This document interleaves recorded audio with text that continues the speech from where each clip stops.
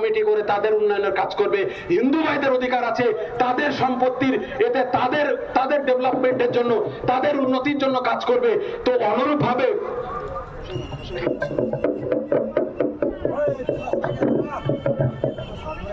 অনুরূপভাবে মুসলিমদের যে ওয়াকফ সম্পত্তি আছে, এই ওয়াকফ সম্পত্তি আমাদের কমিউনিটির জন্য আমাদের সংবিধান গ্যারান্টি দিয়েছে যে আমরা আমাদের কমিউনিটির পিছিয়ে পড়া যারা, আমাদের ঈদগাহ, মাদ্রাসা, মসজিদ, আজকে দেখেন এই ওয়াকফ সম্পত্তি যে টাকা গোটা ভারতবর্ষে আছে 12,000 কোটি টাকা পার মানে ইয়ারলি ইনকাম, সেই টাকা কোথায় যায়?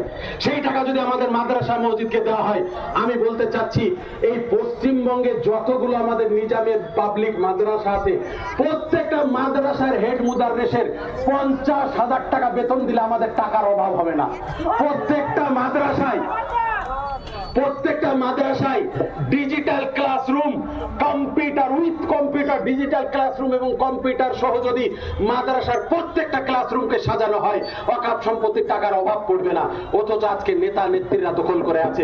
এবং এই আপনার অভিযোগ নিয়ে, এই সুযোগ নিয়ে বিজেপি বলছে এখানে আপনার অমুসলিমকে দিবে। তার মানে তারা কিছুদিন পরে বলবে এখানে অমুসলিম কমিটি আছে, অতএব এটা অমুসলিমদের জায়গা আছে, যেমন আপনার তাজমহলের দাবি করছে বা বিভিন্ন ভাবে দাবি করছে। এই অতএব এবং এইভাবে যে সমস্ত সম্পত্তিগুলো বিতর্কিত হবে সেইটা তারা ডিএম এর উপর ন্যস্ত করতে চাইছে। আমরা জানি যে আধিকারিকরা তারা সংবিধানের উপর শপথ নেয়। আমরা অ্যাকচুয়ালি আধিকারিকের কাছে কোন পুলিশ আধিকারিক বা দেশের কোন সংবিধানের কোন লোককে আপনার কোনোভাবে একজন সার্ভিসম্যানের কাছে হিন্দু মুসলমান হওয়া উচিত না। আমরা সবাই ভারতের নাগরিক, আমাদের সবাইকে সমান অধিকার দিবে, জাতি ধর্ম বর্ণ নির্বিশেষে। কিন্তু আমরা যা দেখতে পাচ্ছি, একজন সুপ্রিম কোর্টের বিচারপতি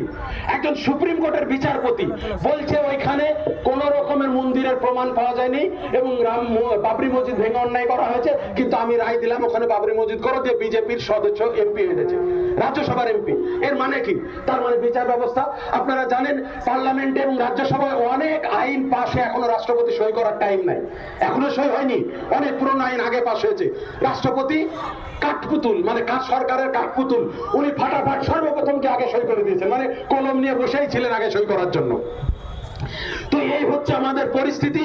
এবং আমরা এখানে আমাদের আশঙ্কা আছে, যদি ডিএম এর উপর বলা হয় জমক ওয়াকফ সম্পত্তি বিতর্কিত, তাহলে ডিএম সেটা ফয়সালা নেবে। আমরা সেই ডিএম এর উপর ফয়সালা ছাড়তে চাই না। এটা আমাদের যে আগে ওয়াকফ বোর্ড ছিল, ওয়াকফ বোর্ডে প্রথমে আসবে, ওয়াকফ বোর্ড ফয়সালা করলে ট্রাইব্যুনাল কোর্ট আসবে।